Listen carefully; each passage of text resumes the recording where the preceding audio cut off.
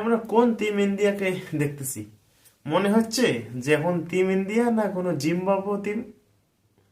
যেই পিচে south Africa একই পিচে 489 রান করে সাউথ আফ্রিকা।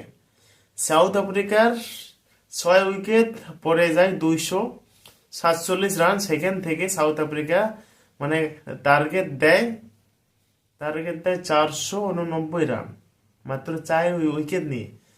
আর টিম ইন্ডিয়া 201 রান করতে পুরা টিম অল আউট হয়ে যায়। এই হলো আমাদের টিম ইন্ডিয়ার পরিস্থিতি। টেস্ট ক্রিকেটে টিম ইন্ডিয়ার সত্যি একদম ডাউনফল চলতেছে। হোম গ্রাউন্ডে এইরকম পারফরমেন্স এটা মানা যায় না। আজকে জাসওয়াল আর ওয়াশিংটন সুন্দর ছাড়া সেরকম কেউ রান করতে পারলো না। কেএল রাহুল 22 রান করে আউট হয়ে যায়। সাই সুদর্শন 15 রান করে 40 বলে। ধূপ জেরালো গোল্ডেন ডাক মারে। ঋষভ পান ক্যাপ্টেন্সের যে কোনো দায়িত্ব বলে মানে কিছু নেই।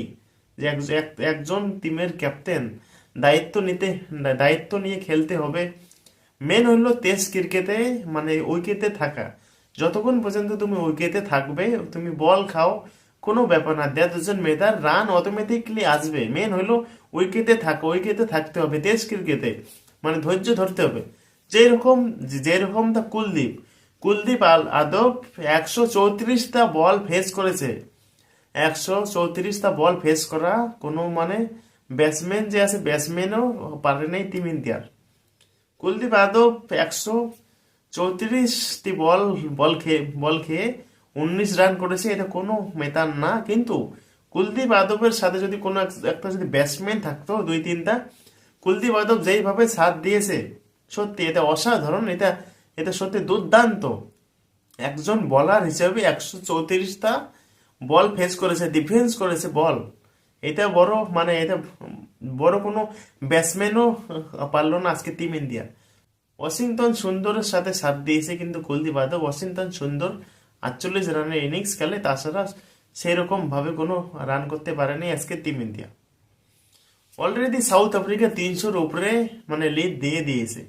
কালকে পুরা দিন ব্যাট করবে। মোটামুটি ম্যাক্সিমাম তো 550-র উপরে তো টার্গেট দিবে। যে এরকম বল ভালো করতে হবে কালকে তাড়াতাড়ি। টিম ইন্ডিয়াকে যদি ম্যাচটা যদি ড্র করতে চায় টিম ইন্ডিয়া, কিংবা ম্যাচটা যদি জেতার কোনো চেষ্টা থাকে, তাহলে ব্যাক টু ব্যাক উইকেট নিতে হবে, ব্যাক টু ব্যাক আউট করতে হবে সাউথ আফ্রিকার সত্যি দারুণ ক্যাপ্টেন্সি দিয়ে টিম্পা বাবুম্বা